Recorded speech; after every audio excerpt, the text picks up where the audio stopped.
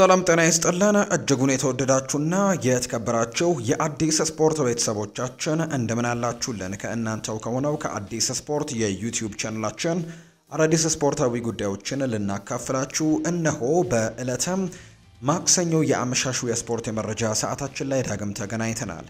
ስለምታደምጡን ቆይታችሁንም ከኛ ጋር ስለምታደርጉ እጅጉን ከልብ አድርገን እናመሰግናለን። በዛሬው ፕሮግራማችን የተለያዩ ርዕሰ ጉዳዮችን ወደ እናንተ እናደርሳለን። ዛሬ የሚጠበቅ ጨዋታ በተወዳጁ እንግሊዝ ፕሪሚየር ሊግ የ37ኛ ሳምንት የሚደረጉ ሁለት መርሃ ግብሮች ያሉ። ከነዚህ ጨዋታዎች መካከል ደግሞ ማንቸስተር ሲቲ እና ቦርንመዝ የሚያደርጉት በአውሮፓ ቻምፒየንስ ሊግ ተሳትፎን ለማግኘትም ማንቸስተር ሲቲ አጥብቆ የሚፈልገውን ጨዋታ ዛሬ ምሽት ያደርጋል። ከዚህ ጨዋታ ጋር የማያይዘን የምናነሳቸው ሰፋ ያሉ ነጥቦች ይኖሩናል ውድ ቤተሰቦቻችን። ከዛ በተጨማሪ ግን ሌሎች ስፖርታዊ ጉዳዮችንም እንዲሁ በስፋት የምናነሳ ነው የሚሆነው። በተለይ ከዝውውር ጉዳዮች ጋር በተያያዘ አሁንም አዳዲስ መረጃዎች በስፋት እየተነገሩ ይገኛሉ። እነሱን የዝውውር ጉዳዮችም ወደ እናንተ ጠቅለል አድርገን የምናደርስ ይሆናል ውድ ቤተሰቦቻችን። ትልልቆቹን የአውሮፓ ክለቦች የተመለከቱ እጅግ በርከት ያሉ የዝውውር ጉዳዮችን በዛሬ ፕሮግራማችን ላይ እናነሳለን። ፏድ ባሩ ፕሮግራሙን እየመራው ከእናንተ ጋር ቆይታን አደርጋለሁ።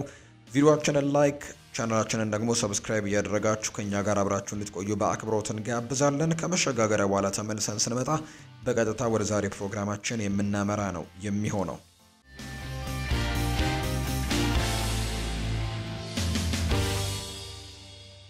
ተመልሰን መጣን ውድ ቤተሰቦቻችን። ሁለት ርዕሰ ጉዳዮችን እናንሳ ከተወዳጁ የእንግሊዝ ፕሪሚየር ሊግ ጋር በተያያዘ በኋላ ላይ በስፋት በተለይ የማንቸስተር ሲቲን ጨዋታ በስፋት ወደ እናንተ እናደርሳለን። አሁን ላይ የጨዋታ ጥቆማውን ብቻ ወደ እናንተ እናደርስ። የ37ኛ ሳምንት መርሃ ግብር ነው ዛሬ የሚደረገው። በተለይ በሳምንቱ መጨረሻ ማንቸስተር ሲቲ እና ክሪስታል ፓላስ ዕለተ ቅዳሜ የኤፍኤ ካፕ የፍጻሜ ጨዋታ ነበራቸውና እርስ በርስ እንግዲህ እነዚህ ሁለት ቡድኖች እንግዲህ በዚህ ሳምንት የነበረውን የእንግሊዝ ፕሪሚየር ሊግ በሳምንቱ መጨረሻ ማድረግ አልቻሉም፣ ምክንያቱም የኤፍኤ ካፕ ጨዋታ ስለነበረባቸው። በዚህ ጨዋታ ምክንያት እንግዲህ ክሪስታል ፓላስም እንዲሁ ማንቸስተር ሲቲም የሚያደርጉት የነበረው የተወዳጁ እንግሊዝ ፕሪሚየር ሊግ ጨዋታ ለዛሬ ተራዝሞ ነበር። ዛሬ ደግሞ ጨዋታቸውን ያደርጋሉ። ዛሬ ምሽት 4 ሰዓት ላይ ነው ሁለቱም ጨዋታዎች የሚደረጉት። ክሪስታል ፓላስ በሜዳው ሴልኸርስት ፓርክ ስቴዲየም ነው ከወልቨርሃምፕተን ወንደረርስ ጋር ጨዋታውን የሚያደርገው።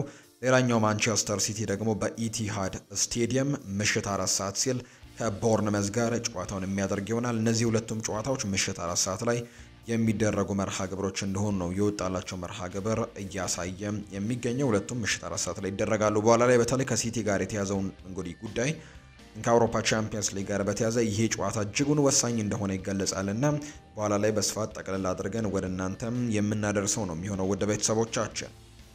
ሊቨርፑልን የተመለከተ መረጃን እናንሳ። የባየር ሚኒኩ ማኔጅመንት ፍሎሪያን ቨርትስን የግላቸው ማድረግ እንደሚችሉ ተማምነዋል ይላል ዛሬ ወጣው የፋብሪዚዮ ሮማኖ መረጃ። ነገር ግን ሊቨርፑል ስራውን እየሰራ በውስጥ እንደሆነ እየተገለጸ ይገኛል። ቤተሰቦቹን እንግዲህ ያነጋግረዋል። የወደፊት ፕሮጀክታቸውንም በደንብ አሳይተውታል። እናም ደግሞ በጣም አስፈላጊ የሆነውን የዝውውር ክፍያም ለመክፈል ዝግጁ እንደሆኑም ጭምር እየተገለጸ ይገኛል። ባየር ሚኒክ ምንም እንኳን የዚህን ተጫዋች እንግዲህ ፊርማ ለማግኘት በጣም በትልቁ እድል አለን ብለው እየተናገሩ ቢሆንም ሊቨርፑል ግን በውስጥ ወሳኝ የሚባሉ ስራዎችን እያጠናቀቀ እንደሚገኝ ጭምር የሚያሳዩ መረጃዎች ናቸው አሁን ላይ እየወጡም የሚገኙትና ምናልባት እንግዲህ ትልቅ ፉክክር በዚህ ተጫዋች ዝውውር ጉዳይ ላይ ልንሰማ የምንችልበት እድል ሰፊ ነው። ፍሎሪያን ቨርትስ ወደ እንግሊዝ ለመምጣት ከወሰነ ሊቨርፑል የሆነ ነገር ለማድረግም ዝግጁ እንደሆኑ ነው እየተገለጸ የሚገኘው።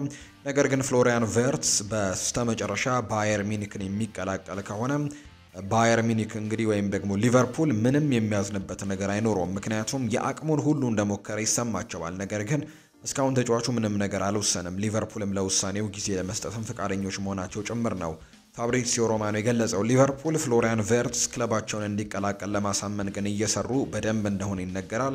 ተጫዋቹ ወደ ሌላ ሀገር አቅንቶ አዲስ ምዕራፍን እንዲጀምርም እየገፋፉት እንደሚገኝ ጭምር ነው የተለያዩ ዛሬ የወጡ ትልልቆቹ የአውሮፓ ሚዲያዎች እየገለጹ የሚገኙትና ይሄኛውን ጉዳይ ነው እንግዲህ በስፋት ዛሬ የትልልቅ የአውሮፓ ሚዲያዎች ከሊቨርፑል እና ከፍሎሪያን ቨርትስ ጋር በተያዘ መረጃዎቹን እያወጡ የሚገኙ። ትላንትና ሲቲ ከዚህ ተጫዋች ራሱን ማግለሉ የሚታወስ ጉዳይ ነው።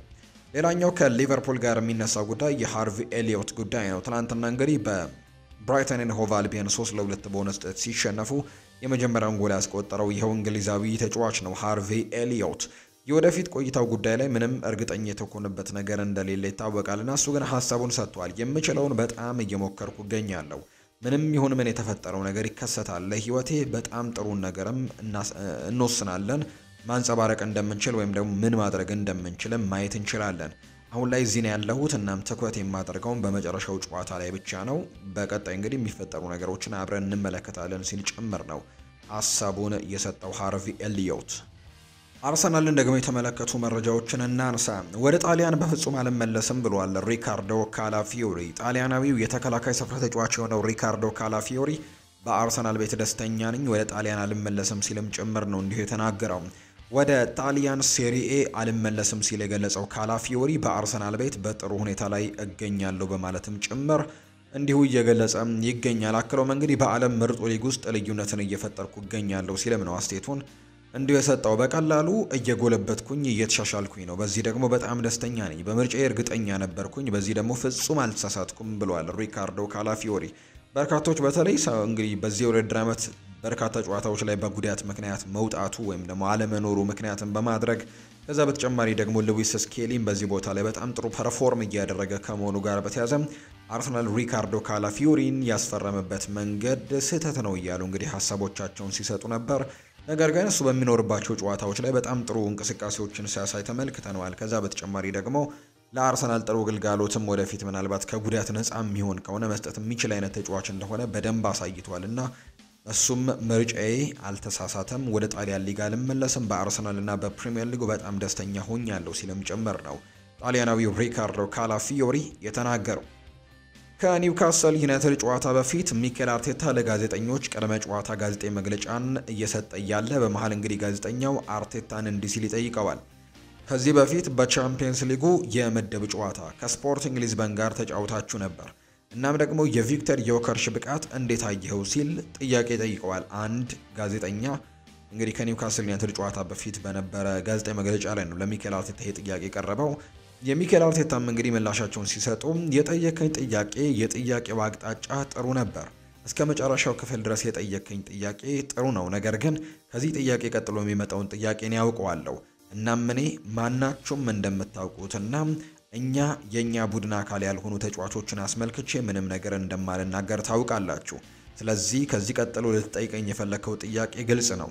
የኔን ባህሪ ደግሞ ስለምታውቁት የቡድናችን አካል ስላልሆነ ተጫዋች ከኔ ምንም አይነት መረጃ አታገኙም በማለት ሚኬል አርቴታ ለጋዜጠኛው እንግዲህ አርሰናል ቪክተር ዮከርሽን ማስፈረም ፍላጎት እንዳለው ፍንጭ እንኳን ሳይሰጥም ጥያቄውን በዚህ መልኩ ነው እንደመለሰለት እየተገለጸ የሚገኘው። ነገር ግን በርከት ያሉ ሚዲያዎች ይህንን ተጫዋች ለማስፈረም አርሰናል ትልቅ ፍላጎት እንዳለው ይገልጻሉ። ነገር ግን የነገው የዩሮፓ ሊግ የፍጻሜ ጨዋታ ግን ለሁለቱ ቡድኖች በጣም ወሳኝ ይሆናል ተብሎ ይታሰባል። ምክንያቱም ማንቸስተር ዩናይትድ የዩሮፓ ሊጉን ማሸነፍ የሚችል ከሆነና በቀጣይ የውድድር ዓመት የአውሮፓ ቻምፒየንስ ሊግ ተሳትፎን ማግኘት የሚችል ከሆነ ማንቸስተር ዩናይትድ በዚህ ዝውውር ላይ ትልቁ ተፋላሚ ወይም ደግሞ ትልቁ ተሳታፊ ሊሆን እንደሚችል ይነገራልና ለአርሰናል በጣም ከባድ ተፋላሚ ሊሆን እንደሚችል ይታመናል። በቪክተር ዮከርሽ ዝውውር ላይ ጆርጂኒዮ ወደ ፍላሚንጎ ሊያመራ ነው። ጣሊያናዊው ተጫዋች ጆርጂኒዮ የፍላሚንጎ ተጫዋች መሆኑን ልታምኑ ትችላላችሁ።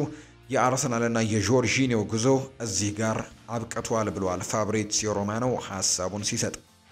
ዊሊያም ሳሊባ ይናገራል። ባለፉት 3 ዓመታት ለዋንጫ እየተቃረብን ነው፣ ነገር ግን ማሳካት አልቻልንም። ቀጣዩ ዓመትም ግን ዋንጫ እንደምናሸንፍ እርግጠኛ ነኝ ሲልም ይናገራል። ኦሌ ዋትኪንስ በአንጻሩ አርሰናል አሁንም የፊት መስመር ላይ እንደ አማራጭ ከያዛቸው አጥቂዎች መካከል አንዱ ቢሆንም አሁን ካለው ሁኔታ አንጻር አርሰናል ኦሌ ዋትኪንስን የማስፈረምም ወደ ዋትኪንስም የመመለሱ እድልም አነስተኛ ነው ሲልም ጭምር ነው እንግዲህ መረጃዎች እየወጡ የሚገኙት። ሳምዲን ነው ይህንን መረጃ ያጋራው። አርሰናል በዚህ ክረምት ክለቡን ለማጠናከር ቢያንስ በ4 ቦታዎች ላይ ተጫዋቾችን ለማምጣት የሚያስፈልገውን ገንዘብ ለአዲሱ ለስፖርቲንግ ዳይሬክተሩ አንድሪያ ቤርታ ተመድቦለታል ተብሎ ይታሰባል። አንድሪያ ቤርታ የፈለገውን ጥራት ያላቸው ተጫዋቾችን ተደራድሮ አሳምኖ የማምጣት ልምድ ያላቸው ሰው ናቸው። በሚዲያ ብዙ የወሬ ጋጋታ የማይወዱና ድምፅን አጥፍተው ደግሞ ስራቸውን የሚሰሩ ናቸው። የዝውውር ወሬዎች ሚዲያ ላይ እንግዲህ ሳይወጣ በውስጥ እንግዲህ የሚጨረሱ ድምፅ አልባ ሰው እንደሆኑም ይነገርላቸዋል። ስለዚህም ደግሞ በሱ ሙሉ እምነት እንዳለም ይነገራል። አዲስ ነገሮች የሚኖራሉ ተብሎ ነው ተስፋ እየተደረገ የሚገኘው። ማንቸስተር ዩናይትድን ደግሞ እንመልከት። ማንቸስተር ዩናይትድ ተጫዋቹ ወደ ልምምድ ተመልሷል። ማንቸስተር ዩናይትድ ከነገው የዩሮፓ ሊግ የፍጻሜ ጨዋታ በፊት ባደረገው የቡድን ልምምድ በጉዳት ላይ የነበሩ ተጫዋቾች ተሳትፈዋል። ኔዘርላንዳዊው የፊት መስመር ተጫዋች ጆሹዋ ዘርክዚ በትላንትናው ልምምድ ላይ መሳተፍ ችሏል። በተጨማሪም የተከላካይ ስፍራ ተጫዋች የሆነው ሌኒ ዮሮም ልምምድ መስራቱ ነው እየተገለጸ የሚገኘው። ጋሪ ኔቭል ለማንቸስተር ዩናይትድ የክረምት የተጫዋቾች የዝውውር መስኮት ጉዳይ ላይ ሀሳቡን ሰጥቷል። በክረምቱ ብዙ ማሻሻያዎች ያስፈልገናል። አሰልጣኙ ይህንን መጥፎ አጨዋወትም እንዲቀይርና በሚፈልገው መልኩም ጥሩ አጨዋወትም እንዲጫወት ቢያንስ 5 ወይም 6 ተጫዋቾችም ያስፈልጋሉ። በትንሹ 2 አጥቂዎች፣ አንድ መሃል ሜዳ ተጫዋች፣ ዋናውና አንገብጋቢ ቦታ ላይም 2 የመስመር ተከላካዮች እንዲሁም ሌላ አንድ የመሃል ተከላካይም ያስፈልጋቸዋል። በትንሹ 6 ተጫዋቾች ግድ ናቸው ሲልም ጭምር ነው ጋሪ ኔቭል እንዲሁ የተናገረው። የቱርክ ሊግ እንግዲህ ውስጥ ከሚገኙ ትልልቅ ክለቦች መካከል የሚጠቀሱት ቤሽኪታሾች ቱርካዊውን የማንቸስተር ዩናይትድ ግብ ጠባቂ አልታይ ባይንደርን በክረምቱ የዝውውር መስኮት ማስፈረምና በድጋሚ ተጫዋቹን ወደ ቱርክ መመለስም ይፈልጋሉ። ቤሽኪታሾች አልታይ ባይንደርን ዋነኛ የዝውውር ኢላማቸውን ያደረጉት ማንቸስተር ዩናይትዶች ከአልታይ ባይንደር ዝውውር 6 ሚሊዮን ፓውንድ ዋጋ ማግኘት ይፈልጋሉ።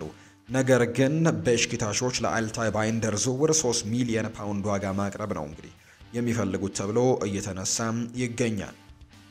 ማንቸስተር ዩናይትድ የማቲያስ ኩኛህን ዝውውር 62.5 ሚሊዮን ፓውንድ የሚገመተውን የመልቀቂያ ክፍያን በመክፈል ንግግሮችን ሊያጠናቅቁ ነው። እንግዲህ በትላንትናው ዕለት እንደተገለጸው ከተጫዋቹ ጋር ሲደረግ የነበረው ንግግር የተጠናቀቀ ሲሆን የመጨረሻ ዝርዝሮች ብቻ ነው አሁን ላይ እየተጣሩ የሚገኙት። ማቲያስ ኩኛህም ወደ ማንቸስተር ዩናይትድ ለመዘዋወር ይሁንታውን ሰጥቷል። ክለቡም ተስማምቷል። ማንቸስተር ዩናይትድም ውል ማፍረሻውን 62.5 ሚሊዮን ፓውንድ ለመክፈልም ይፋ አድርጓል ወይም ተስማምቷል የሚሉ መረጃዎች እየወጡ ይገኛሉ። ፓትሪስ ኤቭራ የማንቸስተር ዩናይትድ የፍጻሜ ጨዋታን አስመልክቶ የተለያዩ ሀሳቦችን ሰጥቷል። በተለይ እንግዲህ ከፍ የሚያደርግ ሀሳቦችን የሰጠው ተጫወቱ እንግዲህ ለማሊያው ክብር የሚኖራችሁ በዓለም ላይ ለሚገኙት የማንቸስተር ዩናይትድ ደጋፊዎችና ለማንቸስተር ሕዝብ በሙሉም ስትሉ ይህንን ጨዋታ በደንብ አድርጋችሁ ማሸነፍ ይጠበቅባችኋል። ይሄ የነገው ጨዋታ ግዴታችሁ ነው። ምንም ሰበብም አያስፈልገውም። ማሸነፍ ብቻ ግዴታችሁ ነው ሲልም ጭምር ነው እንደ የተናገረው። ከፌብሩዋሪ 2020 ጊዜ አንስቶ በአውሮፓ 5 ታላላቅ ሊጎች ውስጥም ብዙ የግብ ዕድሎችን የፈጠሩና ብዙ የጎል አስተዋጽኦችን ያበረከቱ አማካዮች ያሉ ብዙ የጎል አስተዋጽኦችን በማበርከት ካፕቴን ብሩኖ ፈርናንዴዝ በአንደኛ ስፍራ ላይ መቀመጥ ሲችል ከዛ ጊዜ አንስቶ 112 የጎል አስተዋጽኦችን ማበርከት ችሏል። ብዙ የግብ ዕድሎችን በመፍጠርም አሁንም ብሩኖ ፈርናንዴስ በአንደኛ ስፍራ ላይ መቀመጥ ችሏል። 535 የግብ ዕድሎችን ከዛ ጊዜ አንስቶ መፍጠር የቻለ ተጫዋች እንደሆነ ነው ቴሌግራፍ ፉትቦል መረጃውን ያጋራው። የቀድሞ የማንቸስተር ዩናይትድ የአካዳሚ ተጫዋች አልቫሮ ፈርናንዴስ ካሬራስ ሪያል ማድሪድን መቀላቀል እንደሚፈልግና ሪያል ማድሪድም ምንም እንኳን እስካሁኑ ሰዓት ድረስ ከቤኔፊካ ጋር ንግግር ባያደርጉም ከታካዴ ፖርቱጋል ፍጻሜ ጨዋታ በኋላ ይፋዊ ጥያቄ እንደሚያቀርቡለት ፋብሪዚዮ ሮማኖ በዘገባው ላይ አስፍሯል። ሆኖም ግን ቤኔፊካዎች በዚህ ድንቅ የግራ መስመር ተከላካይ ላይ 42 ሚሊዮን ፓውንድ የለጠፉበት ሲሆን ማንቸስተር ዩናይትድ ተጫዋቹን ከቤኔፊካ እንግዲህ ሲሸጥ ከወደፊት ሽያጩ ላይ ከ40 እስከ 50%ም ገቢ የሚያገኝበት አንቀጽ መካተቱ ይታወሳል። በዚህም አልቫሮ ፈርናንዴስ ካሬራስ ሎስ ብላንኮቹ በ42 ሚሊዮን ፓውንድ የሚቀላቀል ከሆነ ማንቸስተር ዩናይትድ ከ16 እስከ 20 ሚሊዮን ፓውንድም የሚጠጋ ክፍያን ወደ ካዝናው እንደሚያስገባ ጭምር ነው እየተገለጸ የሚገኘው። ማንቸስተር ሲቲን ደግሞ የተመለከቱ መረጃዎችን እናንሳ። እኛ ቢያንስ ኮሚን ሺልድን አሸንፈናል ብሏል ፔፕ ጓርዲዮላ። የማንቸስተር ሲቲ ዋና አሰልጣኝ ፔፕ ጓርዲዮላ ቡድናቸው ያሳለፈውን የውድድር ዘመን ከሌሎች ክለቦች አንጻር ከታየም የሚያበሳጭ አይደለም ሲልም ነው የገለጸው። ኒውካስል ዩናይትድ ካራባው ካፕን፣ ሊቨርፑል ፕሪሚየር ሊግን፣ ክሪስታል ፓላስ ኤፍኤ ካፕን፣ እኛ ደግሞ ኮሚን ሺልድን አሸንፈናል ሲሉ ነው ጓርዲዮላ እንዲሁ የተናገሩት። አክሎም ሌሎቹ የፕሪሚየር ሊግ ክለቦች ግን በዚህ ዓመት ምንም ዋንጫ አላሸነፉም ሲሉ ነው የገለጹት። ለቻምፒየንስ ሊግ ካላለፈን መሳተፍ አይገባንም ማለት ነው። በዩሮፓ ሊግ እንሳተፋለን። ዓላማችን ቀሪ ጨዋታዎችን ማሸነፍ ነው። እንደምናሸንፍም እርግጠኛ ነኝ ሲል ነው ጓርዲዮላ የተናገረው። ማንቸስተር ሲቲ ለአውሮፓ ቻምፒየንስ ሊግ ለማለፍ ወሳኙ ጨዋታውን ዛሬ ነው የሚያደርገው። በእንግሊዝ ፕሪሚየር ሊግ የ37ኛ ሳምንት ተስተካካይ መርሃ ግብር ዛሬ ምሽት በኢቲሃድ ስቴዲየም ማንቸስተር ሲቲ ቦርንመዝን የሚያስተናግድበት ጨዋታም ዛሬ የሚደረግ መርሃ ግብር እንደሆነ ሁሉም ሰው የሚያውቀው ጉዳይ ነው። ለፔፕ ጓርዲዮላና ለማንቸስተር ሲቲም ወሳኝ ጨዋታ እንደሆነ ይገለጻል። ባለው በዚህ ጨዋታ ለማንቸስተር ሲቲም የቀጣይ ዓመት የቻምፒየንስ ሊግ ተሳትፎን ለማግኘትም እጅጉን ትልቁ ጨዋታ ሊሆን እንደሚችል ነው በርካቶች እያመኑ የሚገኙት።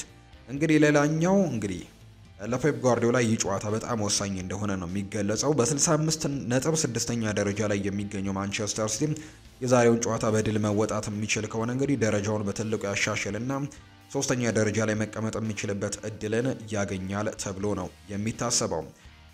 ስለዚህም ደግሞ ቦርንመስ በዘንድሮ የውድድር ዘመን የተረጋጋ ቡድን ይዞ የቀረበና ታላላቆቹን ቡድኖች የመፈተን በሚታወቅ እንግዲህ ጥሩ እግር ኳስን ከሚጫወቱ ቡድኖች መካከልም አንደኛው ነው። ቦርንመስ ከ3ኛ እስከ 7ኛ ደረጃ ላይ የሚገኙ ቡድኖች በመካከላቸው ያለው የነጥብ ልዩነት አንድ ብቻ ሲሆን ማን እንግዲህ በቀጣይ ዓመት የአውሮፓ ቻምፒየንስ ሊግ ይሳተፋል የሚለው ጉዳይ የሚጠበቅ ጉዳይ ነው። ክሪስታል ፓላስ ከወልቭስ ጋር ምሽት 4 ሰዓት ላይ የሚደረገው ጨዋታ ሌላ እንግዲህ የሊጉ ተስተካካይ መርሃ ግብር እንደሆነ ነው ዛሬ የሚታወቀው።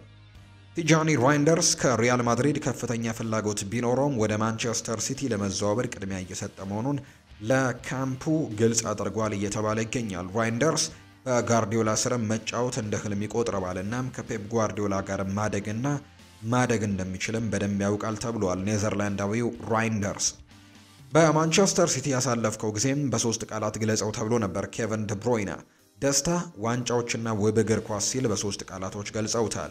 እንዲህ በማለት ነው ኬቨን ደብሮይና ሀሳቡን የሰጠው። እንደ ዲያሪዮ አስ ዘገባ ከሆነ ሮድሪ በዛሬው እንግዲህ የማንቸስተር ሲቲ ስብስብ ውስጥ እንደሚካተት ተገልጿል። ዛሬ እንግዲህ ማንቸስተር ሲቲ በሜዳው ኢቲሃድ ቦርንመስን የሚያስተናግድ ሲሆን ጨዋታውን በብዙ ነገር ይጠበቃል። ማንቸስተር ሲቲ የክለቡን ታሪካዊ ተጫዋች ሽኝት የሚያደርጉለት ሲሆን በቀጣይ ውድድር ዓመትም በቻምፒየንስ ሊግ ለመሳተፍም ምሽት 4 ሰዓት ላይ ብርቱ ፉክክር ያደርጋል ተብሎ ነው የሚጠበቀው። ፔፕ ጓርዲዮላ እንዲሁ ይናገራል። ሮድሪ ባይጎዳ ኖሮ በዚህ ሲዝን ችግር ውስጥ እንደማንገባ አውቃለሁ። ችግሩ ሮድሪ ያለመኖሩ አይመስለኝም። ከሱ በፊትም እኛ ምርጥ ነበርን፣ ነገር ግን ችግሩ ይህንን ያክል ላይ ዘልቅ ግን ይችል ነበር ሲል የተናገረው። ዲያሪዮ አስ የተባለው የመረጃ ምንጭ እንደገለጸው ከሆነ ሮድሪ ዛሬ ማታ ቋሚ አስተላለፍ ውስጥ መጀመር እድሉ የሰፋ ባይሆንም ነገር ግን እንደ ተቀያሪ ሆኖ እንዲጫወት ግን የተወሰኑ ደቂቃዎች ይሰጠው ይሆናል ተብሎ ይጠበቃል ሲል ነው መረጃው ያስነብበው።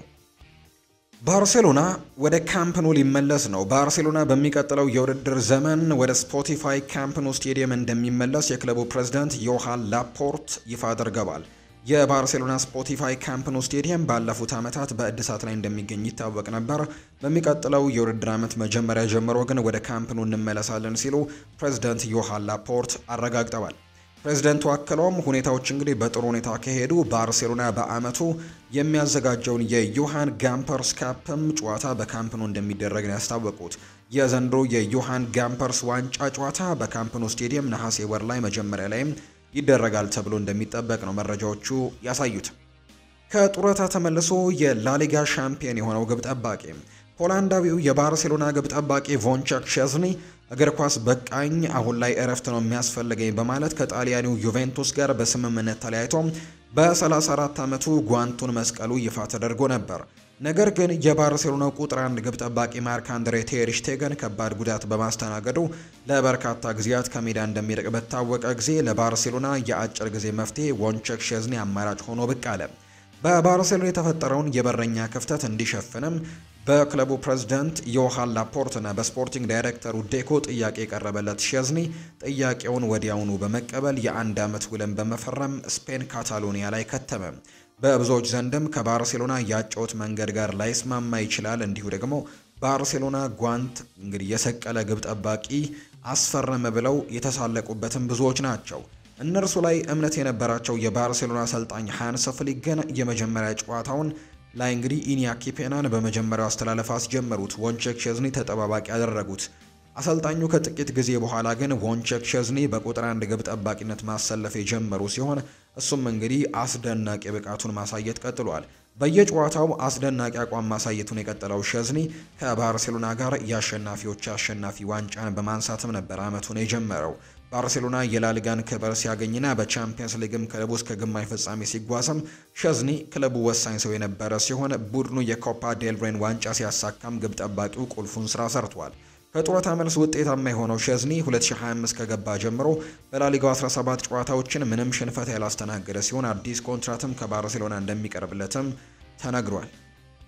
ሪያል ማድሪድን ደግሞ እንመልከት። ቤኔፊካ አሁንም ከሪያል ማድሪድ ይፋዊ ጥያቄ እየጠበቀ ነው። የፖርቱጋሉ ክለብ በቀጣይ ከስፖርቲንግ ጋር ባለበት የፍጻሜ ጨዋታ በኋላ ድርድሩ በቁም ነገር እንደሚቀጥል ነው የሚጠበቀው ብሏል ፋብሪዚዮ ሮማኖ።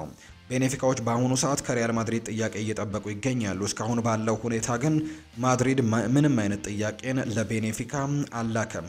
ሪያል ማድሪድ እንደ ሁሌውም ቢሆን በመጨረሻው ሰዓት ላይ ፈጣን ንግግሮችን ያደርጋል። ፋብሪዚዮ ሮማኖ ስለ አልቫሮ ፈርናንዴስ ካሬራስ ዝውውር እየተናገረው ነው። አልቫሮ ካሬራስ ፈርናንዴስ ወደ ሪያል ማድሪድ መሄድ እንደሚፈልግም ለቤኔፊካ በቅርቡ አሳውቀዋል ተብሏል።